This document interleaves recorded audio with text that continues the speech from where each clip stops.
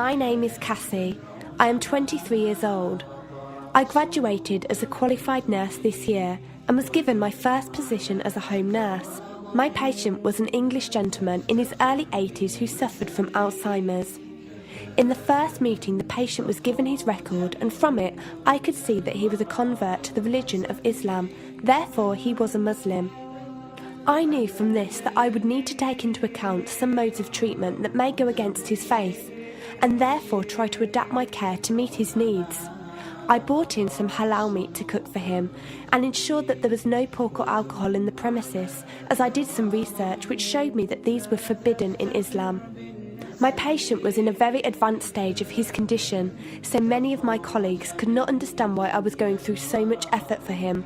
But I understood that a person who commits to a faith deserves that commitment to be respected, even if they are not in a position to understand.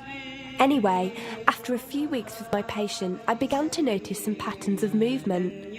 At first, I thought it was some copied motions he'd seen someone doing, but I saw him repeat the movement at particular times: morning, afternoon, evening. The movements were to raise his hands, bow, and then put his head to the ground. I could not understand it. He was also repeating sentences in another language. I couldn't figure out what language it was, as his speech was slurred, but I know the same verses were repeated daily. Also, there was something strange. He didn't allow me to feed him with my left hand. Somehow I knew this linked to his religion, but didn't know how. One of my colleagues told me about Paltalk as a place for debates and discussions.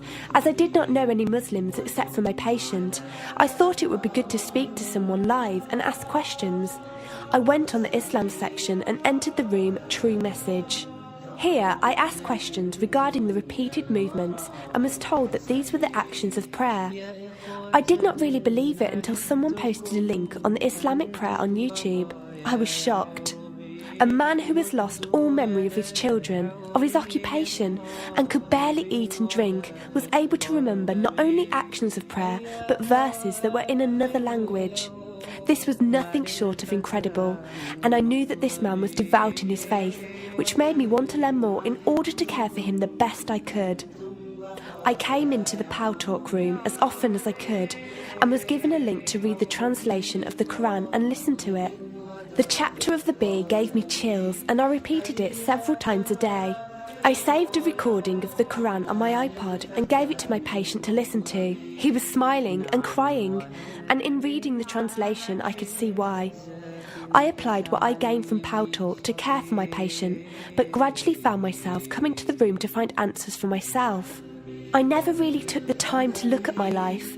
I never knew my father. My mother died when I was 3. Me and my brother were raised by our grandparents who died 4 years ago, so now it's just the two of us. But despite all this loss, I always thought I was happy, content. It was only after spending time with my patient that I felt like I was missing something. I was missing that sense of peace and tranquility my patient, even through suffering, felt. I wanted that sense of belonging and a part of something that he felt, even with no one around him. I was given a list of mosques in my area by a lady on Paltalk and went down to visit one. I watched the prayer and could not hold back my tears. I felt drawn to the mosque every day, and the imam and his wife would give me books and tapes to welcome any questions I had. Every question I asked at the mosque and on Paltalk was answered with such clarity and depth that could do nothing but accept them.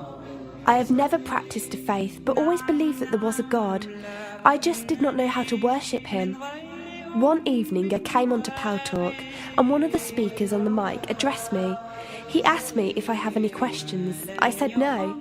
He asked if I was happy with the answers I was given. I said yes. He then asked what was stopping me accepting Islam.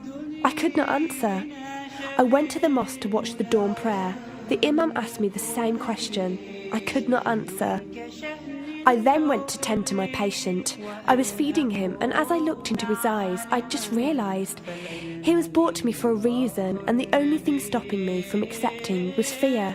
Not fear in the sense of something bad, but fear of accepting something good and thinking that I was not worthy like this man. That afternoon I went to the mosque and asked the imam if I could say my declaration of faith, the Shahada. There is no God except Allah. Muhammad is Allah's messenger. He helped me through it and guided me through what I needed to do next. I cannot explain the feeling I felt when I said it. It was like someone woke me up from sleep and sees everything more clearly. The feeling was overwhelming joy, clarity, and most of all, peace. The first person I told was not my brother, but my patient.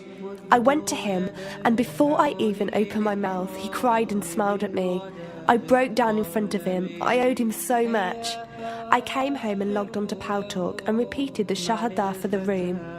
They all helped me so much, and even though I had never seen a single one of them, they felt closer to me than my own brother.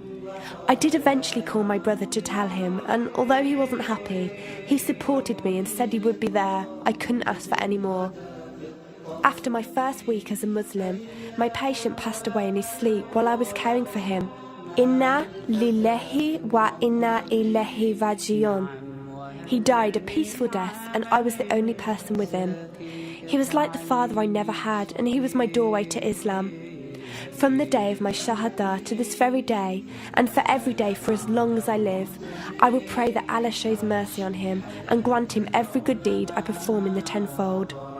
I loved him for the sake of Allah, and I pray each night to become an atom's weight of the Muslim he was. Islam is a religion with an open door. It is there for those who want to enter it. Verily, Allah is the most merciful, most kind.